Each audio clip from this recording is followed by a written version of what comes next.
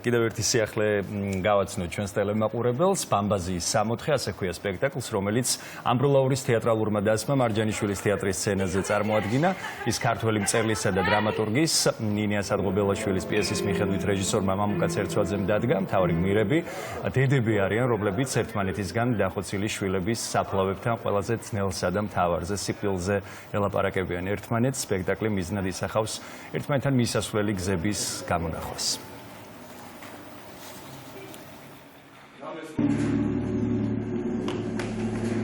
სპექტაკლი ეხება აფხაზეთის ომს და ჩვენ ჩავთვალეთ საჭიროდ რომ არ მარტო გაგვეხსენებინა ის ტრავმები, რითაც ჩვენ ცხოვრობთ. ადამიანები და ჩვენს გვერდით ცხოვრობენ ადამიანები აი ამ ომის ტრავმებით, არამედ გვეთქვა და გველაპარაკა იმ თემებზე, როგორ შეიძლება აღვადგინოთ ის ხიდები, რომელიც ერთ დროს დაიწვა, ურთიერთობის ხიდები.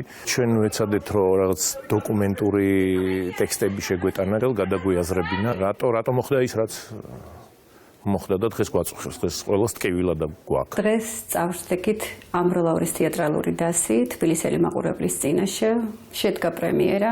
მეტად საპასუხისმგებლო როლი მქონდა, ვასრულებდი ქართველი დედის როლს, რომელსაც შვილი დაიღუპა აფხაზეთის ომში და ამდენი წლები აეძებს.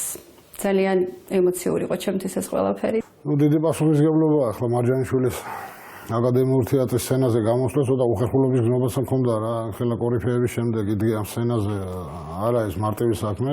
მე ვთამაშობ აქ აფხაზის როლს, რომელსაც მეგობარი მოუკლეს ომის დროს და თავისი დედობილის, ასე ვთქვათ, ამ გარდაცვლილი მეგობრის დედის სურვილის ასასრულებლად ბევრ რამეს ცდილობს. საოცარი პრემიერა შედგა.